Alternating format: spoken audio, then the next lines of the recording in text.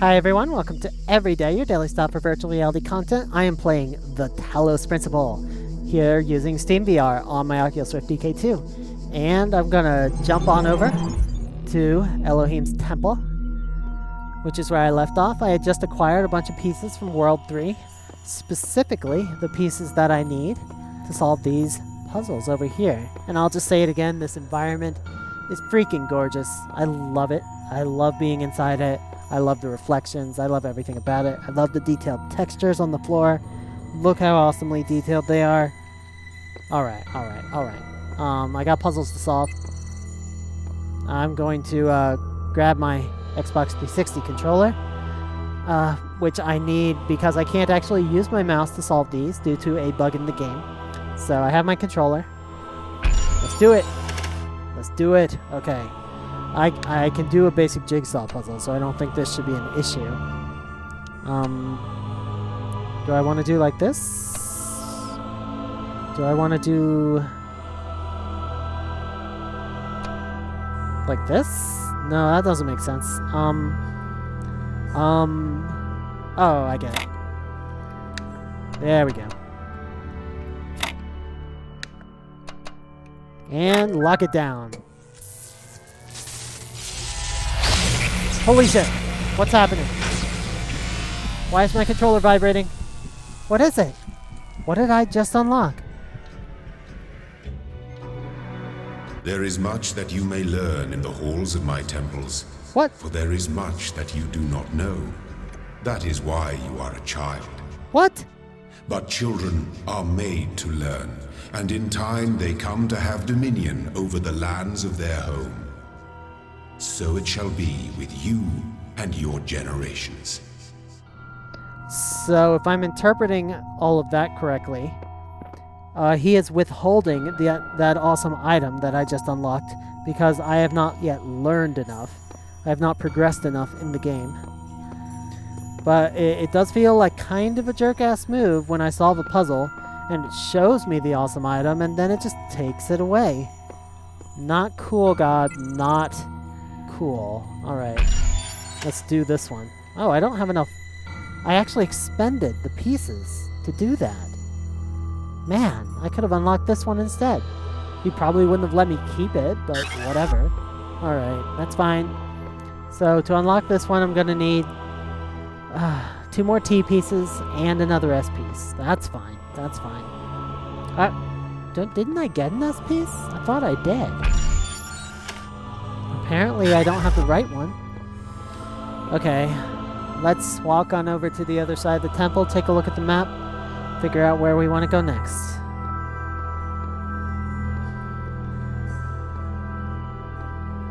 So eventually I'm going to have to unlock this gate over here. Let's keep in mind what we need to unlock the gate. Oh, I have 3 pieces to unlock this gate already. It looks like they're all green, so I think I need a green L piece. Where do I get a green L piece? World number 1, world number 7, world number 5. Lots of them going around. Let's stop by world number 5. I'm so close to unlocking that gate. I want to do it. I want to do it. So let's go after the green L piece. Then we're going to come right back here and see what I can do. What's that mean? Cube. Oh, that means I need both of the special items to solve that one, doesn't it? Alright. Well, if you're going to be like that, I'm going to go get the one in World 1 that I missed earlier. Yeah, that doesn't require anything. Also, there was a star here that I missed, apparently. I'm coming home to the world where I was born.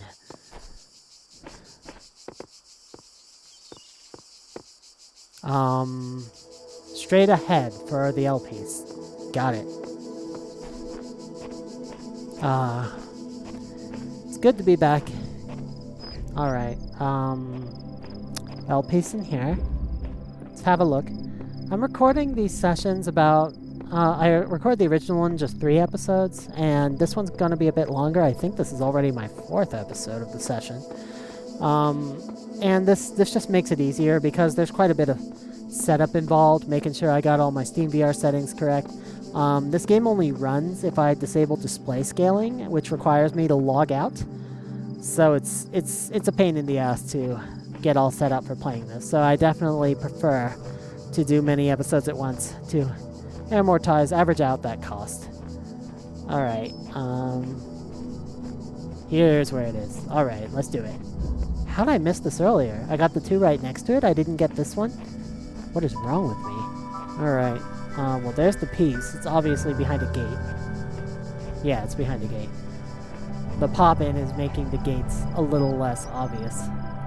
I feel like the gate should always be rendered regardless, otherwise you can be quite misled. Alright, they should at least render like a reduced form of them or something. Oh, it's a jammer. Alright, that's what I need. I like how they have good audio cues to let you know when you aim the jammer at something that you can use it on. I just wish the visual cues were a little bit better, because at least when I'm looking at it here, I don't see any signal on the jammer inside my field of view that tells me actually how whether I'm pointing it at something valid. Can I just do that? Apparently I can. But will that actually let me get in there? No, that bomb is in a tight enclosed space, so I'm gonna need to do something else here. Alright. Oh, I know what I need to do. I need to do that. Did I trap the bomb? Believe I did. Alright. Walk on through. Easy peasy. Woo! No problem.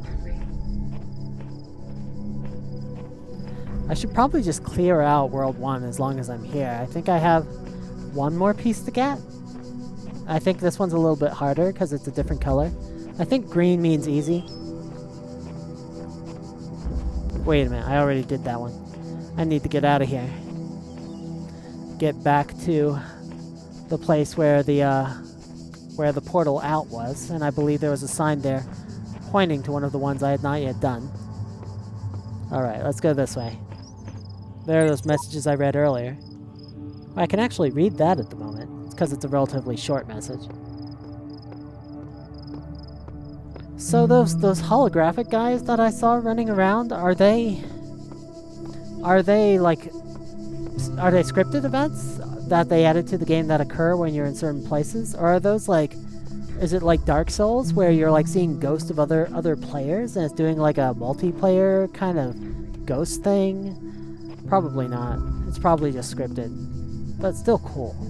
Still mysterious. Adds to the wonder of the environment. Alright, let's keep going. That sign we said we need to go in here. So there's got to be one in here that I missed. Where is it? It's not in there. I got that one. It's in here. Alright. Let's do it. Oh, it's got jammers seeing through windows. These ones are always fun. Okay. You, lock down that guy. I'm not sure if that's going to be useful, but I did it. And you. I'm trapped. I don't want to be trapped. I need to get that jammer out of there. And to do that, I'm going to have to untrap it. There we go.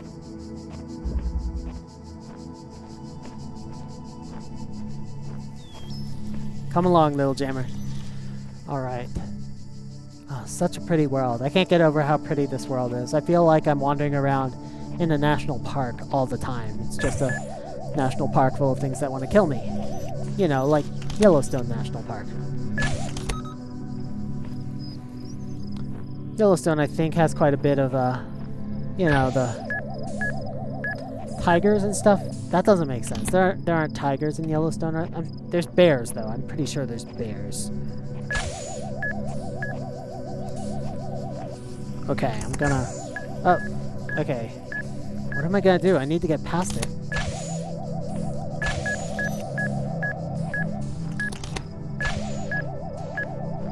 Okay, I see what to do now. I need to go back and lock down the other one using this. Like I did in the first place. Alright. Getting my hands on the puzzle piece. Is this the last one in World 1? I can't remember right now. So, by the way, while I'm wandering around here grabbing pieces. Woo! So Oculus recently announced with the Oculus 0.7 SDK that they are getting rid of extended mode for the Oculus Rift, which is, you know, in the long run, a good thing to do. Extended mode is not the right way to be treating. You shouldn't be treating your head mount display as a monitor. It doesn't work. You can't put your desktop on a head mount display and show different images to each eye and expect any kind of reasonable result. So, you know, I knew they were going to get rid of it eventually. But the problem, it causes some issues for me. One of them is that I can no longer easily record applications in stereo because I can't record the view that's going onto the Rift because the mirror window. Right now, the mirror window shows exactly the same view as the Rift, but in future Unity applications, it's actually going to show a monoscopic, undistorted view. So it's just going to be one eye, and it's going to be without any distortion. So that's great for people who are watching on their monitors. Not so great for people who want to see the same stereoscopic view that I'm seeing. And on top of that, since extended mode no longer exists, you won't be able to, you know, put your YouTube browser full screen on your Rift and just watch my videos that way. So that won't be an option for viewing them anymore. You'll still be able to, if you set up virtual desktop correctly, you know, there's this option that lets you view your full screen as, like puts it to, just slams it right onto your Rift display, and it fills the left and right eyes just like going full screen in extended mode. So that's an option for viewing. Which way am I? I'm going for the door. But it's definitely not as obvious or convenient. I'm not sure how many people are actually going to do it.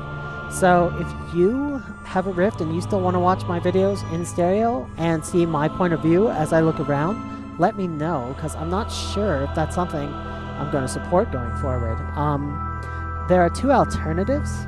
One of them is I can just put up the monoscopic view and just have it.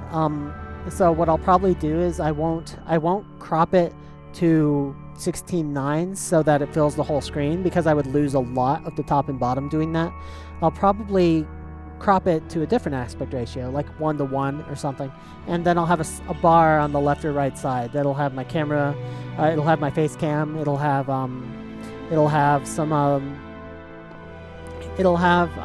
like my status in the game, like how many puzzle pieces I've collected, things like that. And that's one option. All right, let's solve the puzzle. The other option, which is great when I can do it, is to actually just record the video in 360 degrees, so that you can view the video in your Rift and look around and look all around the environment as you're following me around. And there are, you know, a lot of apps that don't support 360 recording yet. It requires frame-by-frame replay. There's a lot of apps that, and it takes a lot of processing time to do it. This isn't right. And so I'm not sure yet if I want to do it that way. Is this the right way? Yeah, I'm gonna have to have that on the side. Yeah, I see what to do now. That's not what to do. There we go. So I'm definitely going to try and make more and more 360 videos, and I'm going to ideally have a 360 video where you can kind of see my character in third person and see my character looking around when I move my head. I have some plans to do that in VR chat, which will require a little bit of implementation work from me on their code base, but I think I can pull it off. I have opened the gate. Awesome. So, I mean, those are both options, and I think they'll be good options for people. So, I mean, the monoscopic is a good option for people who want to watch on their monitor, and the 360 is a good option for people who want to watch on the Rift. But this stereo view you're looking at now, I really want to know if I should go out of my way to continue to support this, or if I should focus more on those other ways of presenting my gameplay. Let me know your thoughts. I am curious. This is a big statue. There's another matching one right across. Alright, what's in here? There's a button. Press the button. Okay. That did something. -1. I'm on floor -1? Really? So it's apparently an elevator. You have proven yourself worthy, child, and this gate shall be forever open to you. Woo! Seek now the other worlds I have given you, that you may attain even greater mastery and bring glory to your kind. But remember, you must not ascend the great tower, for it shall bring death and the end of your generations. Okay, so apparently there are even more puzzles to solve if I head up this way. And I have been warned repeatedly not to climb the Great Tower, so I'm just never gonna do it. It'll be fine. I don't want to bring death and an end to my generation, after all. No, I'm kidding. I'm gonna climb the tower. I have to. Because God's a jerk, and I have to just not do anything he says. Or do everything he tells me not to do, and not do anything he tells me to do. That's my plan. I'm like a bratty teenager, rebelling against my creator.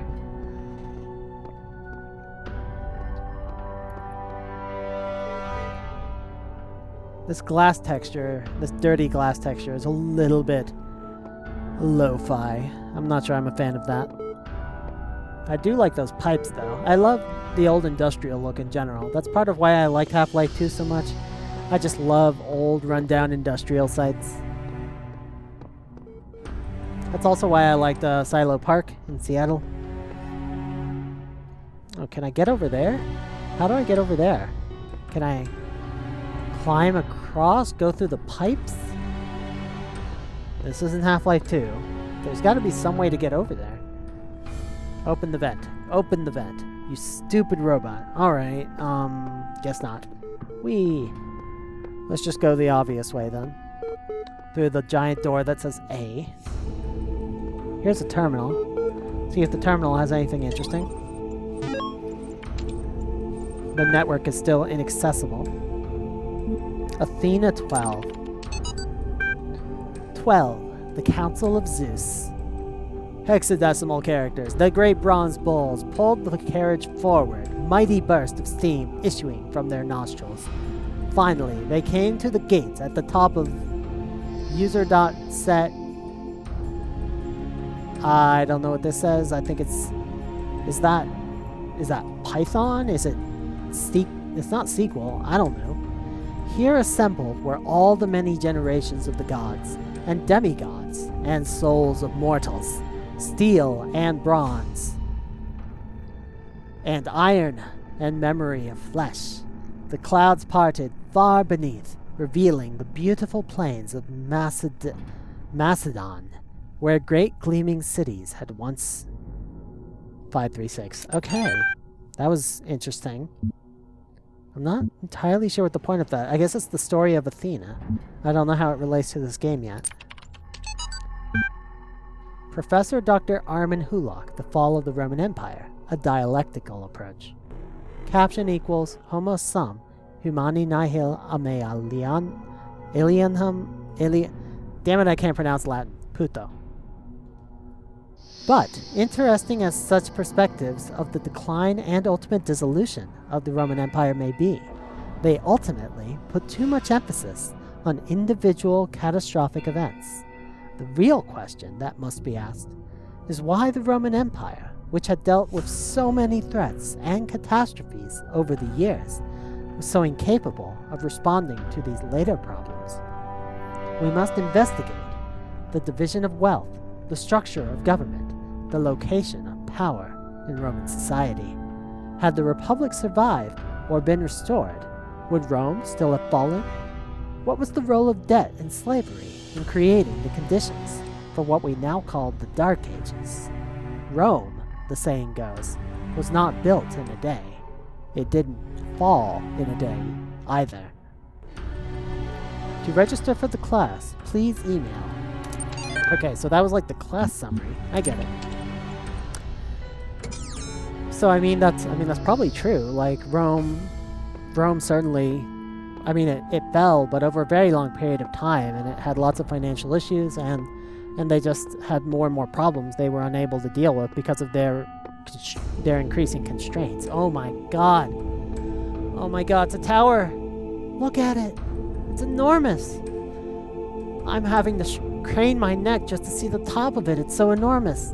My frame rate is dropping. It's so enormous. This is amazing. And there's two giant... Oh god, there's more temples with more levels in them. I'm going right in there. Next time, I am going right into the tower. I don't even care. I will see you guys then. Everybody have a great... every day. I stand before the Tower of God, which I intend to now enter and climb, because God told me not to. You know how it works.